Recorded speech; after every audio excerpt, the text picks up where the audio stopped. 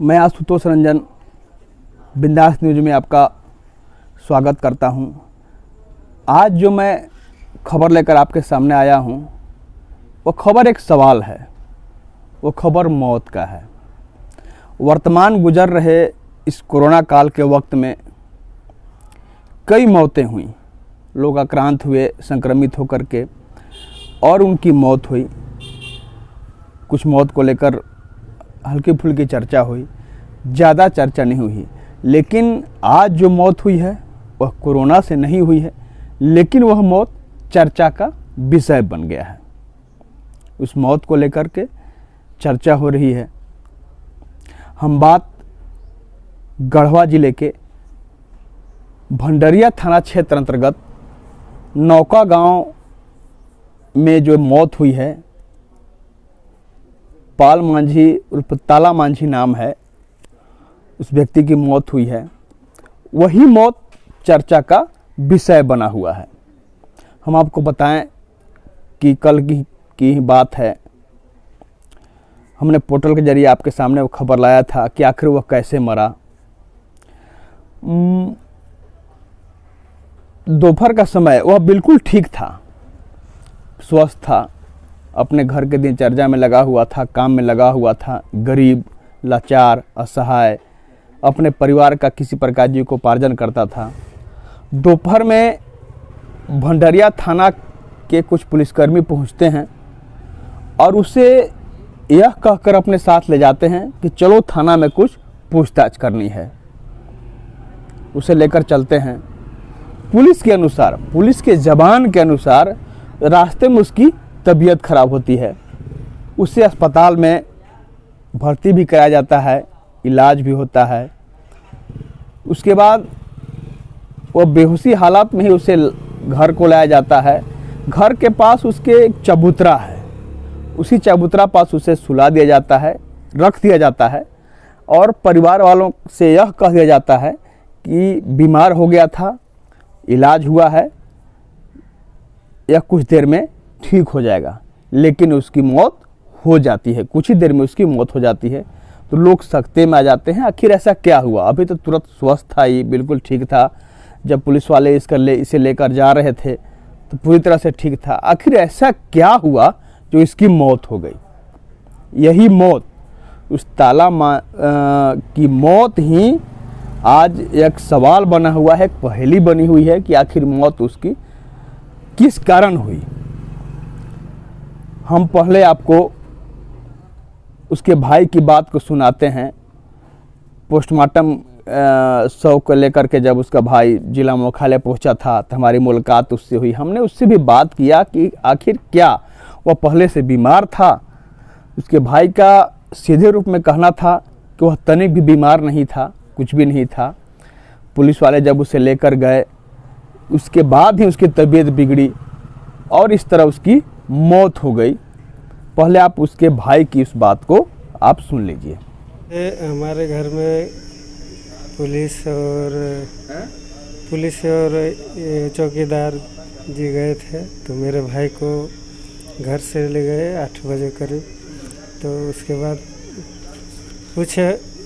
मैंने बताया चौकीदार जी कि कुछ पूछताछ के लिए मैंने ले जा रहे हैं, और मेरे से नंबर लिए कि ज़रूरत पड़ेगा तो आपको मैं बुलाऊंगा। तो मैंने नंबर दिए और फिर करीब उसके बाद पौन घंटा के लगभग चौकीदार ने मुझे फ़ोन किए, तो मैं तुरंत आए तो हॉस्पिटल में, और वहाँ पर आके देखे तो मेरा भाई मैंने बेहोश पड़ा हुआ था और मेरे सामने 2 इंजेक्शन लगा।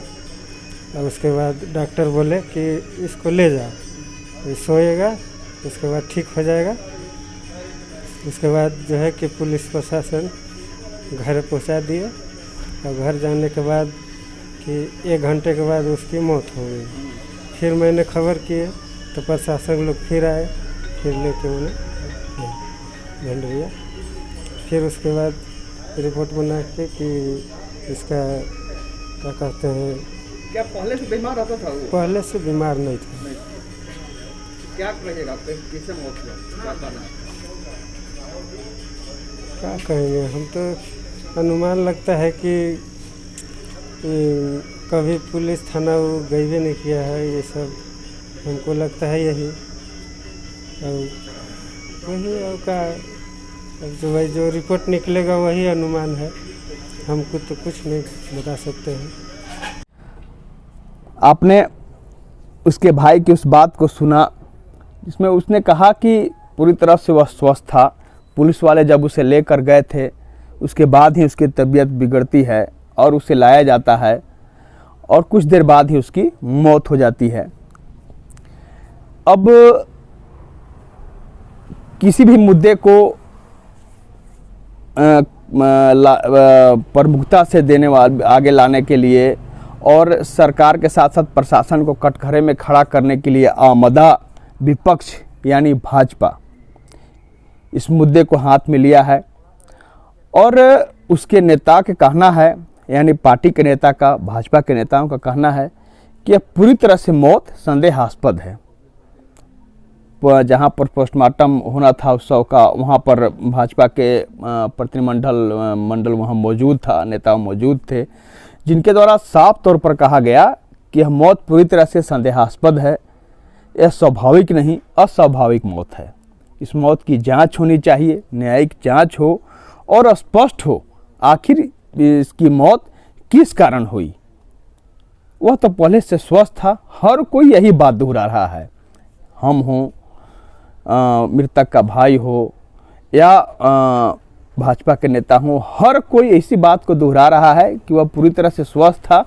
पुलिस वाले जब उससे लेकर गए हैं पूछताछ करने के लिए, उसके बाद ही उसकी तबीयत बिगड़ी है और उसकी मौत हुई है। इसलिए इस मामले की पूरी तरह से जांच हो, उच्च स्तरीय जांच हो, न्यायिक जांच हो, तभी स्पष्ट हो पाएगा कि आखिर किस कारण उसकी मौत हुई। साथ ही इस मामले में जो भी दोषी हैं उसके विरुद्ध हत्या का मुकदमा दर्ज हो और कार्रवाई हो, ऐसा भाजपा का नेता का कहना है। यह कहना है भाजपा के जो एससी मोर्चा के राष्ट्रीय कार्य समिति सदस्य हैं जवाहर पासवान, उनसे भी बात हुई हमारी। आप उनकी बात को भी सुनिए कि उनका क्या कहना है। भंडरिया में जो पाला मांझी का मौत हुआ है, ये निश्चित रूप से कहीं न कहीं प्रशासन या शासन का जो है साजिश का बू आ रही है। और अभी के समय में जो झारखंड मुक्ति मोर्चा की जो सरकार इस राज्य में चल रही है, इस सरकार में जनता, गरीब जनता के ऊपर अत्याचार लगातार बढ़ रहे हैं। ये जो घटना हुई जिससे जानकारी है कि इनको जो है एक अज्ञात केस में पुलिस उठाकर घर से लाई है। लाने के बाद में फिर जो है से 1 घंटा के बाद मृतक के परिजन को खबर करती है कि आप अपना पाला मांझी को ले जाइए। अब पाला मांझी को जो लेके गए तो मृत था। हम समझते हैं कि इस तरह की घटना संदेह जो है पुलिस पर भी आ रही है और जो स्वास्थ्य विभाग के जो लोग हैं उन पर भी आ रही है। हम भारतीय जनता पार्टी के लोग ये मांग करते हैं कि मृतक के परिजन को 20 लाख का मुआवजा दिया जाए और उनके जो बच्चे हैं उनको जब तक प्रौढ़ नहीं होते हैं उनको टोटल शिक्षा से लेकर के सभी व्यवस्था उपलब्ध कराई जाए। साथ ही साथ एक व्यक्ति को नौकरी दिया जाए और ये कहते हैं कि जो इसकी न्यायिक जांच हो, न्यायिक जांच करके जो दोषी हैं उनके ऊपर 302 का मुकदमा चला करके उनको सज़ा दिया जाए। पुलिस कह रही है, स्वास्थ्य विभाग कह रही है, वो तो पुलिस और स्वास्थ्य विभाग के बीच की बात है। हमको तो यह है कि आखिर ये जो पाला मांझी की जो मौत हुई है इसके कारण की जांच होनी चाहिए। अब उसमें हमको जो है हम थोड़े जस्टिफाई कर सकते हैं कि पुलिस मारी है कि स्वास्थ्य विभाग के द्वारा। मृत तो हो गया ना, मर गया ना वो, उसका 4 बच्चे हैं, उनका पालन पोषण कौन करेगा?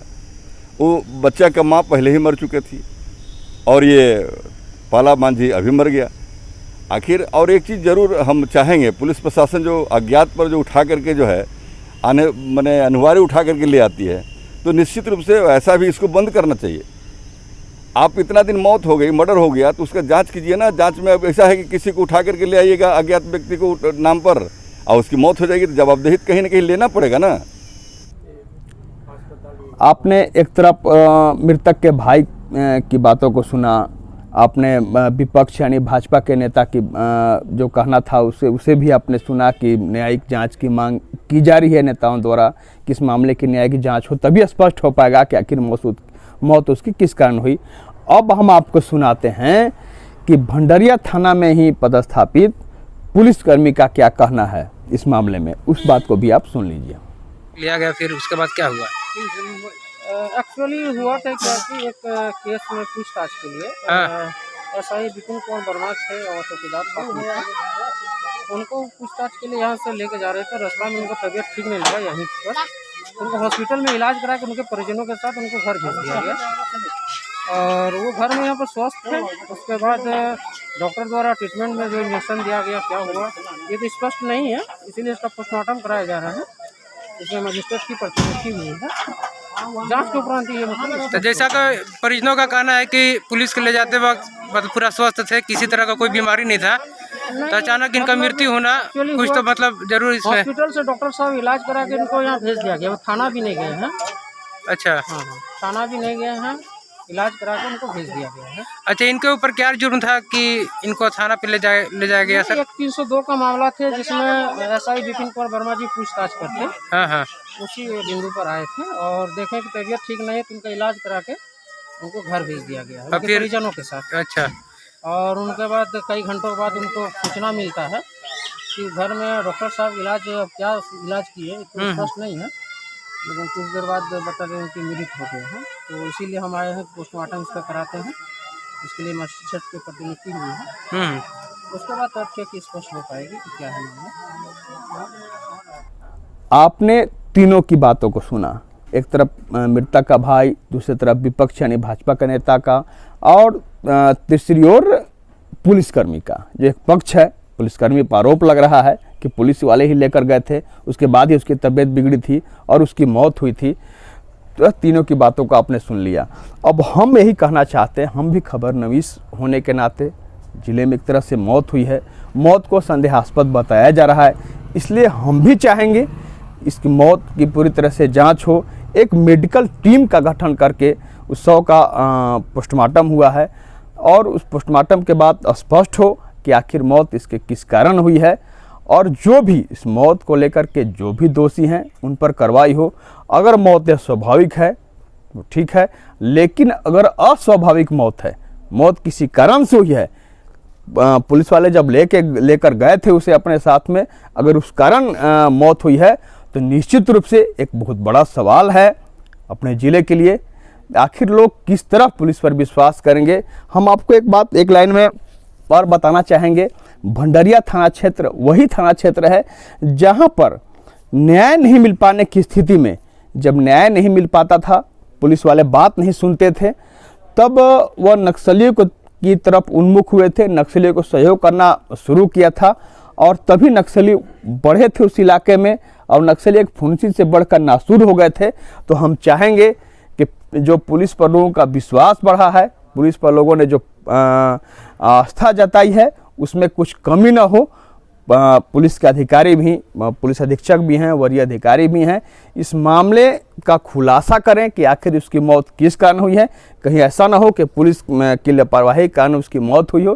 तो जो पुलिस पर विश्वास लोगों का बढ़ा है, उस विश्वास में कमी आएगी, और जब विश्वास में कमी आएगी तो जो नक्सली एक पॉकेट में सिमटे हुए हैं, इसका फ़ायदा उठाएंगे। इसलिए ज़रूरी है इस मामले का खुलासा हो कि आखिर उसकी मौत, एक गरीब की मौत, एक लाचार की मौत किस कारण हुई है, इस मामले का खुलासा हो और जो दोषी हो उसके विरुद्ध कार्रवाई हो।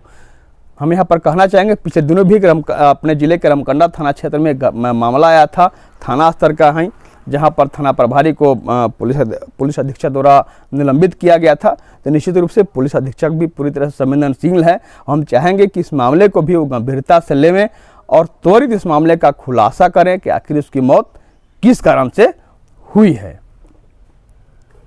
कैमरामैन मनीष के साथ आशुतोष रंजन, बिंदास न्यूज, गढ़वा। अब आपके शहर गढ़वा में बड़े शहरों की तर्ज पर मिलेगी स्कूली शिक्षा। ऑक्सफोर्ड पब्लिक स्कूल जो CBSE पर आधारित है। नामांकन प्रारंभ है, सीट सीमित है। हमारी विशेषताएं well planned academic curriculum, digital classroom facilities, air conditioner classroom, high tech computer lab, outdoor and indoor games, transport facilities, English learning and life skills. हमारा पता है Oxford public school, Narayanpur, Tandwa, Garhwa.